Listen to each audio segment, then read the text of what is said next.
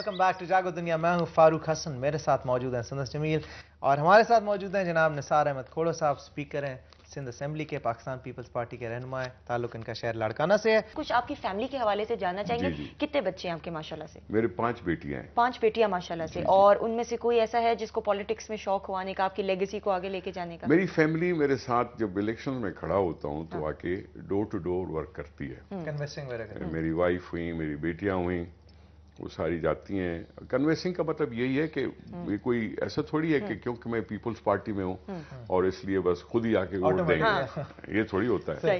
क्योंकि फिर हर एक की इज्जत है, हर एक वोटर की इज्जत है। और जब हम कहते हैं कि आपके दरवाजे को खटखटाएंगे तो उसका मतलब यही कि आप चल के जाओ और उनसे कहो कि हम आपके एतमाद के लायक हैं, आप हमें मेहरबानी करो। तो मेरी वाइफ, मेरी बेटियां सब आती हैं और आके। किसी को पॉलिटिक्स में आने का, एक्टिव पॉलिटिक्स में आने का है? मुझे लगता है एक का है। अच्छा।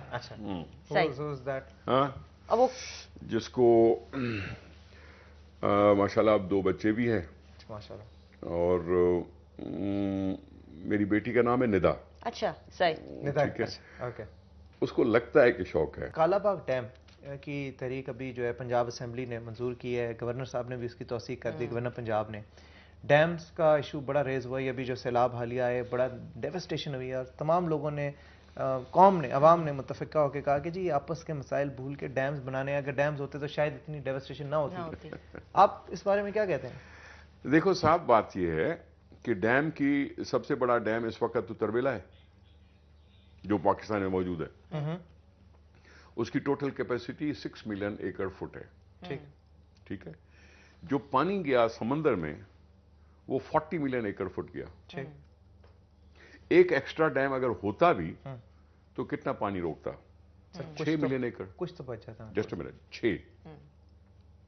सबसे बड़ा डैम जो इस वक्त है वो 6 मिलियन एकड़ फुट का कैपेसिटी है।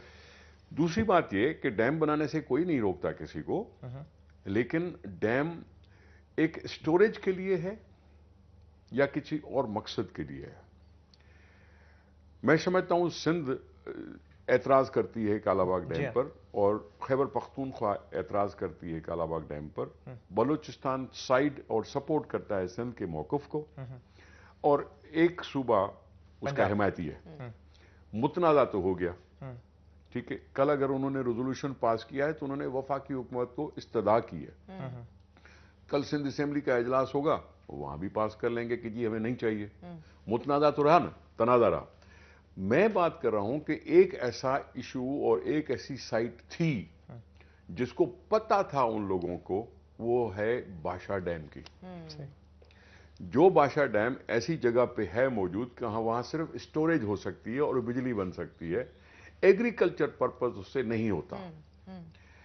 कालाबाग डैम पर बेसिकली तो ये बात थी कि जी पहले तो बताया गया कि बिजली के लिए बन रहा है, स्टोरेज बन रहा है, फिर बाद में बताया कि जी 2 कैनाल्स निकलेंगे। तो सिंध ने कहा जब कैनाल्स निकलेंगे तो उस पानी का पहले हमारे इस्तेमाल से पहले ऊपर इस्तेमाल हो जाएगा। मैं बात फ्रैंकली कर रहा हूं। नहीं, बिल्कुल अच्छी बात कर रहे हैं। दुनिया की ये उसूल है, दुनिया का उसूल है कि पानी पर पहला हक उसके टेल एंडर को है। टेल एंडर पाकिस्तान का कौन है? सिंध है। आपने इंडिया के साथ इशू उठाया था ना, कौन सा था वो, बगलियार डैम या पता नहीं कौन सा बना रहे थे। उन्होंने बना लिया था। उन्होंने कहा था दरवाजे क्यों लगा रहे हो? पाकिस्तान ने क्यों कहा था कि दरवाजे ना लगाओ?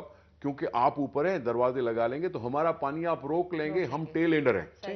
इंटरनेशनल कोर्ट तक जाने की बात की थी। बिल्कुल गया भी था मेरा ख्याल। अगर पाकिस्तान और इंडिया इस बात पर इशू उठा सकते हैं तो सिंध यकीनी तौर पर कह सकता है कि भाई हमें पानी चाहिए, हमें सूखना नहीं चाहिए। ठीक है। हमें सुखा देने की कोशिश नहीं होनी चाहिए। ठीक है। जब बाशा डैम एक ऐसा साइट है कि जिसपे हम कुछ बना सकते हैं, और आपको तो पता भी है कि इतने सालों के बाद जो आईनी तरामीम के बाद काउंसिल ऑफ कॉमन इंटरेस्ट बनी, जो सालों नहीं बनी थी और इस हुकूमत में आके बनी है, उसने कंसेंसस जवाब दिया है कि बाशा डैम पर बनना चाहिए। आजकल फ्लड टैक्स का बड़ा हॉट इशू चला हुआ है, प्रेसिडेंट साहब ने कहा लगा दें, लेकिन आपके जो कोलिशन पार्टनर हैं वो शायद नहीं, इस पे उनकी रिजर्वेशंस हैं। तो क्या ये लगेगा, नहीं लगेगा, इससे कोई इंपैक्ट होगा? इससे बेसिकली आइडिया ये था कि जहां हम आलम दुनिया से हम मदद मांग रहे हैं, क्योंकि सबने कहा कि जी इतना बड़ा फ्लड आया है कि जी हेटी इसके मुकाबले में कुछ नहीं, सुनामी उसके मुकाबले में कुछ नहीं, अर्थक्वेक पाकिस्तान का इसका मुकाबले में कुछ नहीं, इन तीनों को मिला दो फिर भी यहाँ जो डेवास्टेशन आई है वो ज्यादा है। तो दुनिया से मदद मांग रहे हैं। दुनिया भी कह सकती है कि हम तो आपको मदद कर रहे हैं, आप अपने आप को भी मदद कर रहे हैं कि नहीं कर रहे हैं। ठीक है, ये कॉन्सेप्ट ये है। अच्छा, फिलॉसफी है इसके पीछे। हाँ, और फिर ये है कि वन टाइम टैक्स दिया जाए कि हम इतने कुछ कर सकें कि हम इंफ्रास्ट्रक्चर को फिर से रेस्टोर कर सकें, रिहेबिलिटेट कर सकें। और मैं कोशिश तो कर सकता हूं ना कि I want to rebuild, but rebuild better.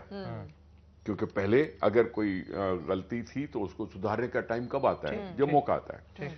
अब उसमें कुछ जरूर यकीनी तौर पर ये नेगोशिएशंस होंगी, उनको एक दूसरे को समझाने की कोशिश की जाएगी, और कोलिशन हुकूमत में यकीनी तौर पर ये थोड़े से मसाइल आ जाते हैं। अच्छा, ठीक है।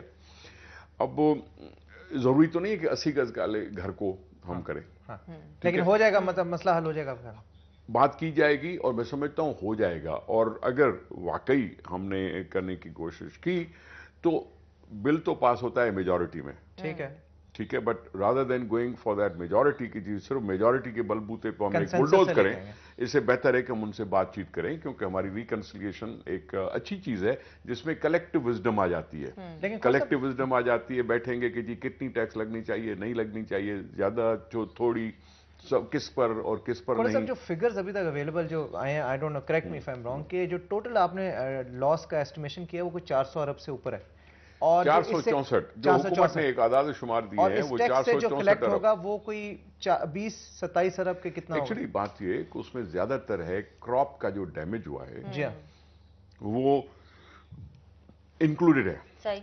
अब वो क्रॉप डैमेज की कंपनसेशन मैं समझता हूं मुमकिन शायद ना हो।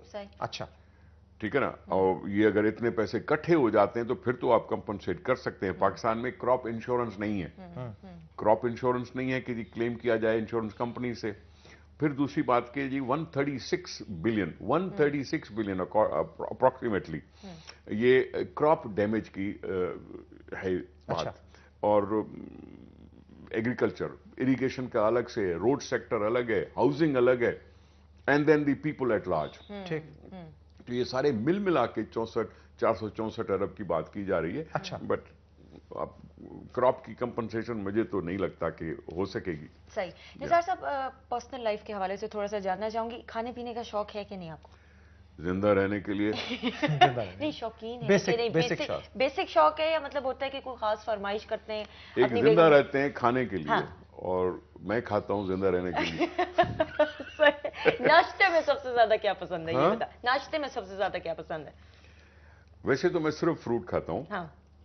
और बाकी अपने हाथ से बनाया हुआ ऑमलेट खा लेता हूँ। अपने हाथ से बनाया हुआ? अच्छी बात है। वाह वाह। वरना दूसरा पता नहीं कैसा बनाया, दूसरा इसलिए खुद ही सेफ हैंड्स में रहो, खुद बनाया। Thank you so much. बाकी बॉइल्ड एग तो कोई भी पका सकता है, या चाय भी बना लेता है, पानी उबाल ले आदमी तो बहुत बड़ी बात होती है। आपने तो एडमिट कर लिया honour. Thank you so much. Thank you जी, it was a pleasure having you seriously. बस सवालात रह गए मेरे, लेकिन कि अगली दफा इन्हें देखे इस तरह की पर्सनैलिटी जब आती है ना तो इतने सारे सवाल होते हैं। फिर कॉलर्स हमने बहुत कम लिए, बहुत सी कॉल अभी ऊपर मुझे बताया जा रहा है कि जी जैम हुआ है सिस्टम, क्योंकि कॉल हम ले नहीं सके। बात इनकी जो है बहुत शुक्रिया दोस्तों का जो कॉल करना चाहते थे। आपका बहुत शुक्रिया सर, आपने मजा किया। Thank you so much. और नाज़रीन, आपसे कल इंशाल्लाह मुलाकात होगी कुछ नई बातों के साथ। अपना बहुत सारा ख्याल रखिएगा। खुदा हाफिज़, बाय बाय।